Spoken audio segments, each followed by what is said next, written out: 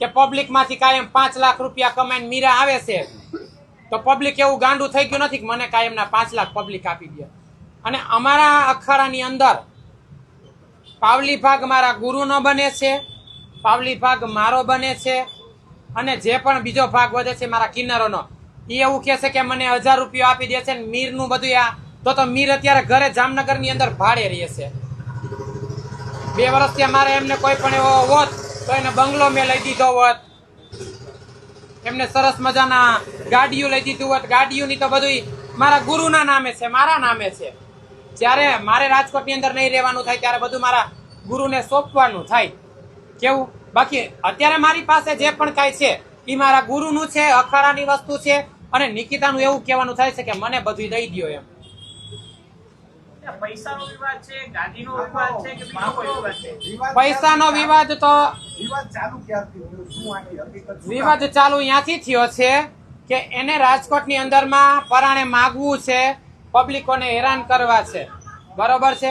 પણ અમારે રાજકોટની અંદરમાં કિન્નર અખાડાની અંદર એવું હાલતું નથી. એમનો આક્ષેપ એવો છે કે રાજકોટની અંદર 150 કિન્નરો ડુપ્લિકેટ છે.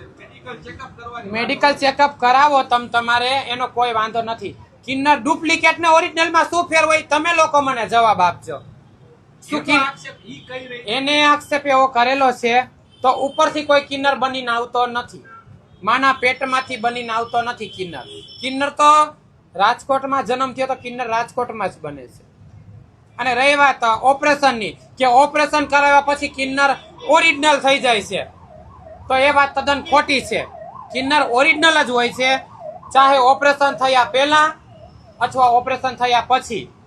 એની હાલચાલ બધી લેડીઝ જેવી, નાગણ જેવી જ હોય છે. જેમાં પ્રેમ કે પેલા હું એક છોકરો જ હતી અને નિકિતા એક છોકરો જ હતી, બરોબર છે. આ જ હકીકત છે. પછી તમે બેડી ચોકડીએ જાઓ કે માધા પર ચોકડીએ જાઓ, બરાબર, ને મેડિકલના ટેસ્ટ રિપોર્ટ કરવામાં આવે તો એનામાં ઓલરેડી હોર્મોન્સ એવા લેડીઝ જેવા જ હોય છે. એ તો ડોક્ટર તમને જાતા ભેરા જ કહી દેશે કે આ એક શું છે, બરાબર છે. પેલા ગે પ્રવૃત્તિમાં આવતા હોય છે, પછી ગેમાંથી કદાચ એને સારી બુદ્ધિ આવે કે અમારે સેક્સિવિટી વર્ક નથી કરવું, તો એ કિન્નરમાં આવે છે. તો એમાં અસલી શું ને ડુપ્લિકેટ શું? કોઈ છરો મુકાવે ઓરિજિનલ થઈ જાય છે, કોઈ ઓપરેશન કરાવ્યા પછી ઓરિજિનલ થઈ જાય છે.